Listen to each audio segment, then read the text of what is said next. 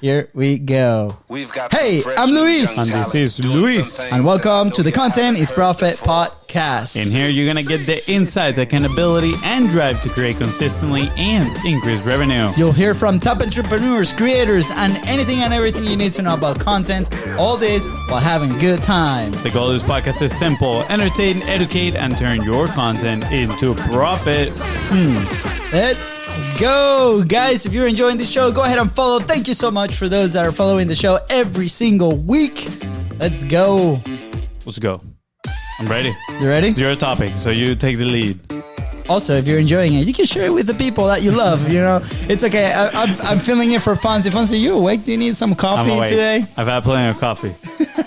You have? Whoosh. I'm on copyright mode. Simple, to the point. Sounds good. Well, guys, today we're bringing a very special episode. Yesterday, Sunday, I went into crazy work mode. Luisa got like good 3 hours in silence without the kids around, and started writing and started researching and saw a couple videos and different things. And today we're going to be talking about the 5 reasons to make podcasting a no-brainer in 2023 for your business. And I know that we've been talking about this for quite a while now, but this is going to push you over the hump of actually going and execute. That's in case you need some convincing. I know. Which you shouldn't. You shouldn't need convincing. And if you do not need some convincing, this is just going to reinforce that. There we go. That you are in the right path. That's right. So, juicy. FONZI, what do you think? I know that it's my topic. I know that we're going to go through these phases, but, you know, what do you think some of those reasons are before, you know, before reading the cheat sheet? Before reading the cheat sheet, yeah. I don't know. For me, always podcasting has been about the relationships you can build. You literally build long-term relationships that can benefit you personally, or they can benefit your business. So that is, for me, number one. But also, while you do that and you're creating content and you're putting your thought out into the world, right, and you're turning into a thought leader, you can also build an audience, which is what I would argue that is the main reason why most people jump into podcasting first, is the fact that they want to build an audience, right? They want to have a source of traffic towards their business and towards their own brand. Therefore, they want to build an audience. But I would argue that is more of like a tangent benefit to the main benefit, which is developing those amazing relationships that come with podcasting, especially if you're in the B2B world. Good? Perfecto. Okay, so what are yours? Well, what did you research? Tell me about it. I know. So we work with this amazing company called CHI and Chet Holmes International, and they have this concept called the stadium pitch. And, you know, we've been going around, like internally, at least in my head, I've been going, okay, what are the top 5 reasons? Or you should consider these 5 things before working with X, right? And there's been a little conversation about the things that we offer as a company, right? Obviously, we're selling publishing, we're helping people publish, we're all around these things in different elements with our service, and also now with the programs that we're running with PayPal and platforms, and maybe 45 Live coming soon. We've heard some comments, but around that topic of the 5 things that we should know about our industry and education, I ran into a couple of pieces of information, right? So with those, we were able to distill like 5 that resonated a ton with what we've done over the last almost 4 years now, which is great. So number 1 is podcasting is, we'll say here, only media that's going to have a long tail. It's an asset that's going to pay you for weeks, months, year to come after you upload that content, right? And again, podcasting as a video, podcasting included, right? This is why we say like only, because it can be published in different mediums, right? And we had the discussion on, is it YouTube, right? Included on this, like a YouTube video with a long tail? Yeah, I wouldn't say podcasting is the only media with a long tail, but I feel like it's one of the most obvious ones with the long tail, but also YouTube video, which again, you can post your podcast in YouTube, you know, therefore obviously making it long tail as well. But for those that don't know what long tail means, is that you have discoverability and people keep listening to it long after you publish it, right? So imagine when you publish something, usually the reach, right, just goes up and you can see a lot of people listening to it. And with time that starts decreasing, usually in social media after like 24 hours, the plummets, nobody ever sees your post ever again.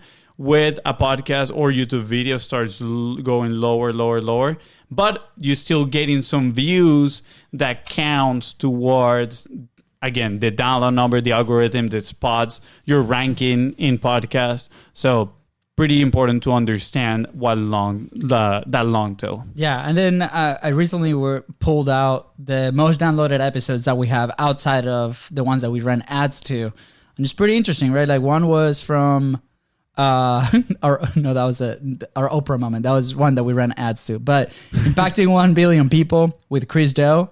Hey, that has been pretty awesome. That was published in 2022, and the 7-day launch, like this is full transparency download numbers, right? 43 downloads. And then after that, 2000 something. Then we had another one with Podcasting 101. Then the AI episode reaching 1,000 downloads. That's specifically one that has been really good. So anyways, these have been podcasts that we published last year, right? At the end of, October, November, December of last year. And that means that people are still searching for those topics. So again, keep that in mind as you develop your podcast on the content side of things. That can be really beneficial because things that you published, 1 year ago, a few months ago, people are still going to find you.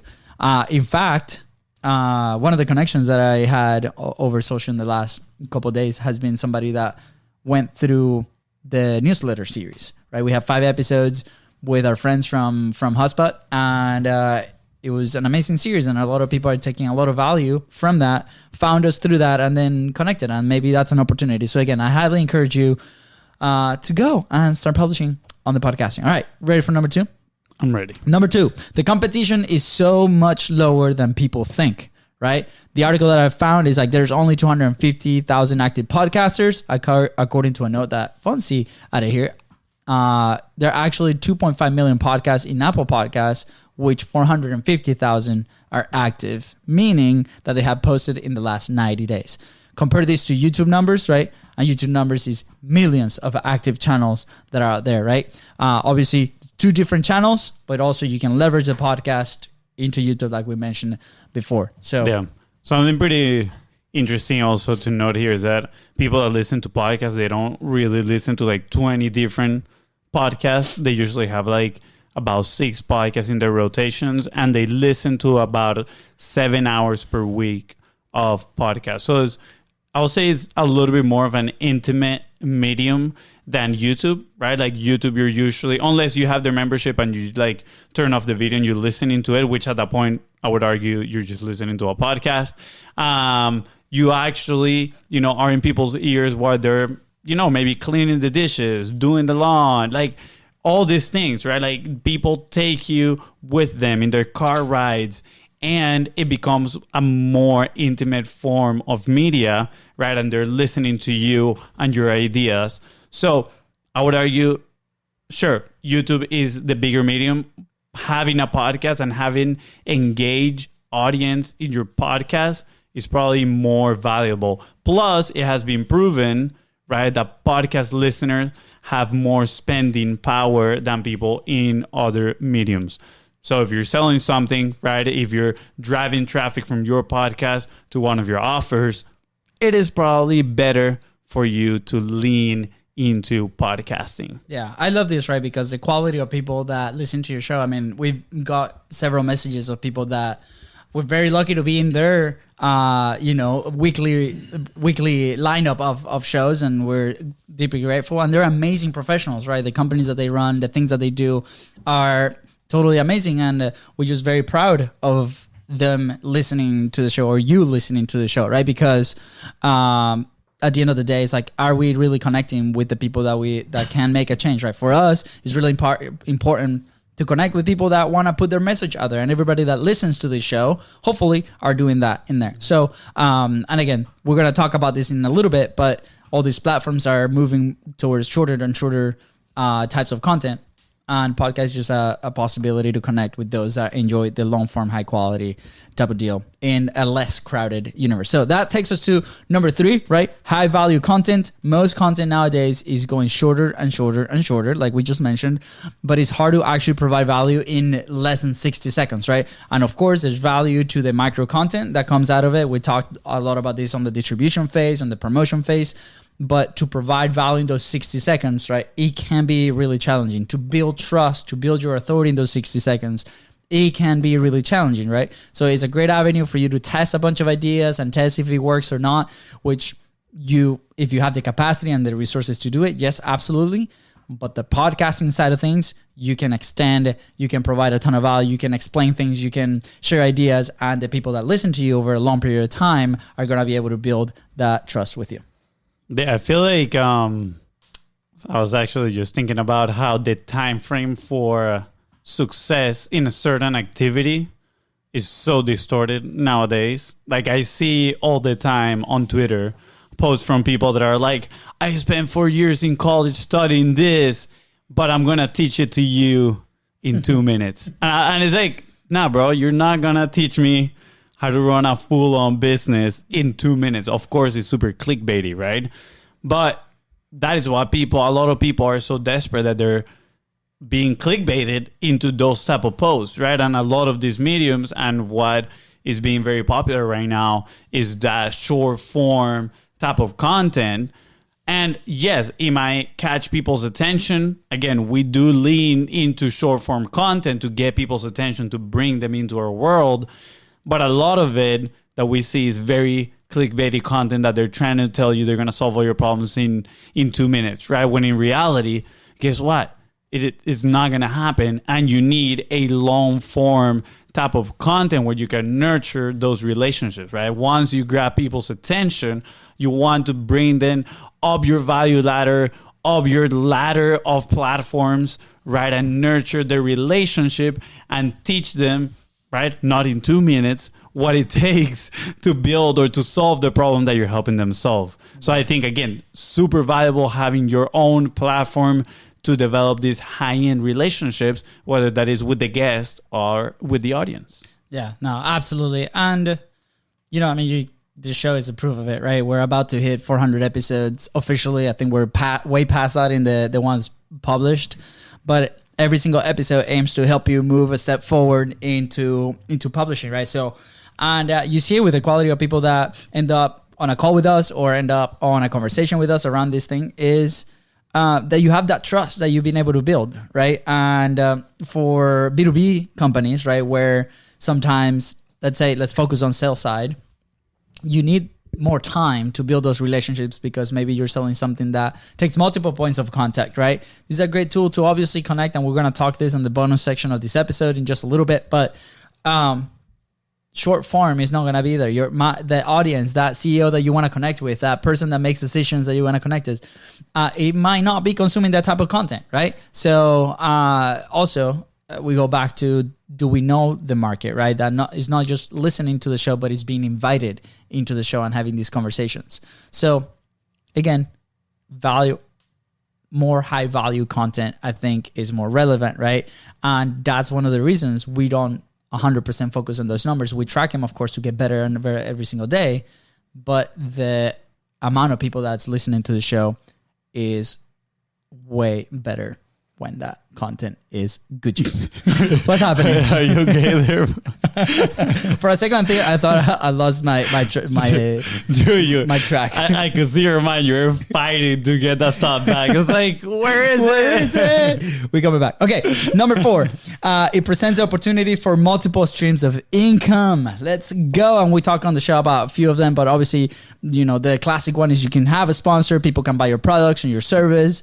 You can have a paid community. You can do affiliate marketing, so many things. And here's the disclosure, right? Like for some of these, you might need a bigger audience, but it's the possibility that you can do that. And keep in mind, we talked about this on the show, right? There's 2 type of audiences. One is the one that listens to you. The other one is the one that you connect with on your show. Bring him in here. Again, back to the B2B side of things. If you bring people into this platform and you co-create, you collaborate on an interview, on a conversation, on a very specific topic, then that person is also listening to your message 100% of the time. So that's the fastest way to actually create revenue from your podcast. But again, apart from that, it obviously creates multiple streams of income, right? So right now, for us, a case study is like we're part of a network, right? That helps as well. We've sold our services, we've sold our products, we, driven people into an email list. Like there's many ways that you can do this.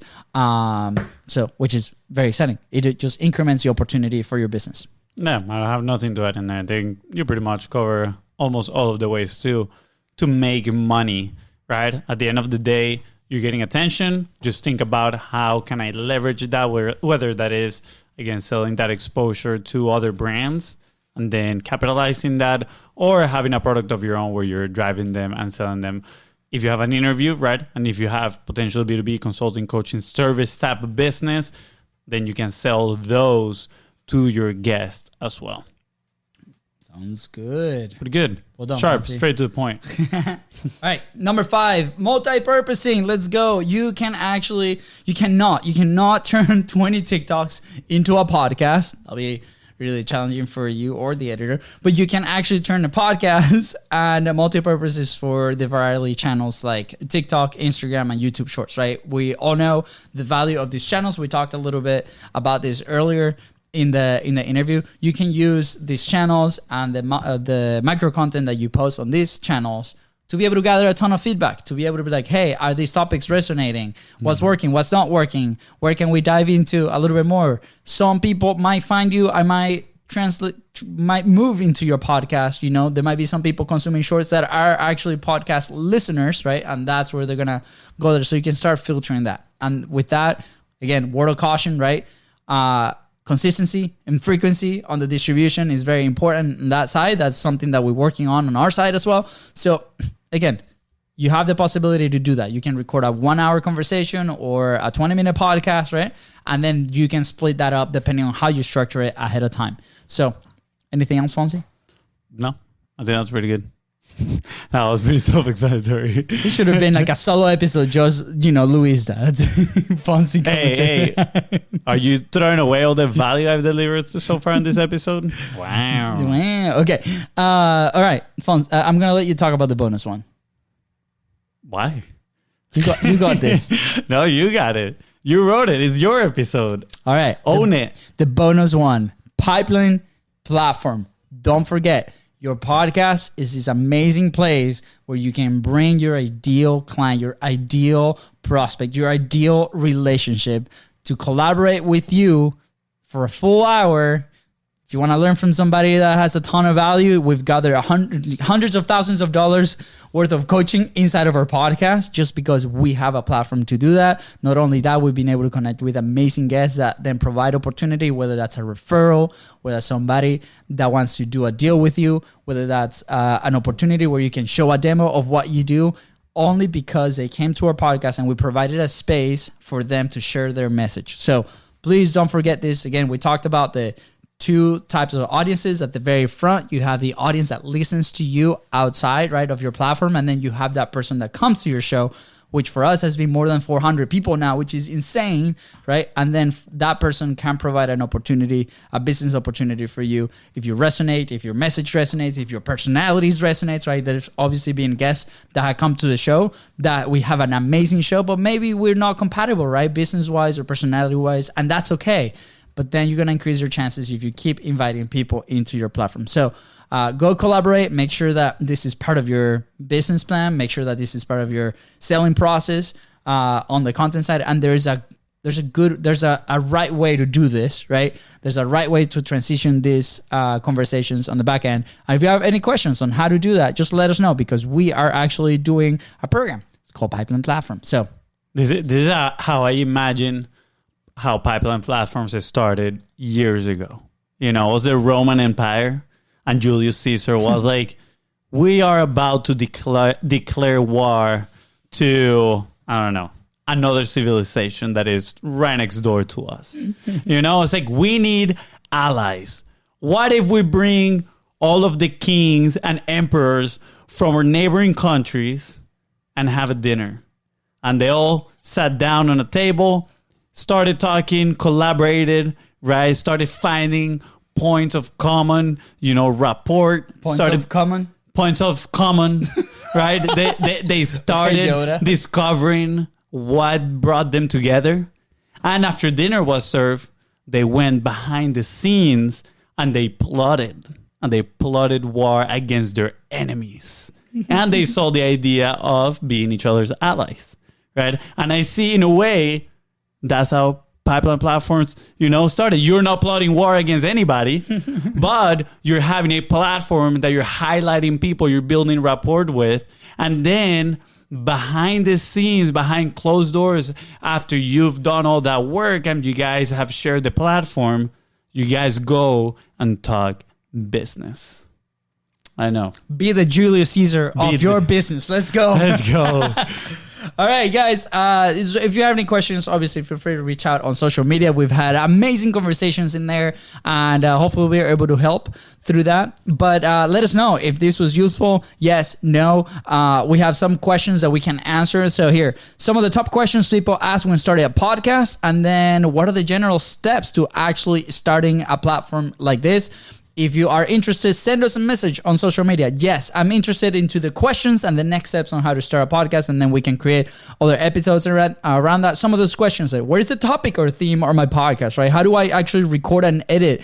How do I promote and market my podcast? Like how long should it be? These are some of the questions that we can answer in those episodes. And then what are the general steps on how to start a podcast? We can go through 7 different steps that are very, very easy, and you can actually launch your show like tomorrow. It's that easy. I promise you. But anyways, if you are interested in those episodes, just send us, Luis, yes, continue talking about podcasting over social media at BIZBROS on Instagram. And we're able to create this for you.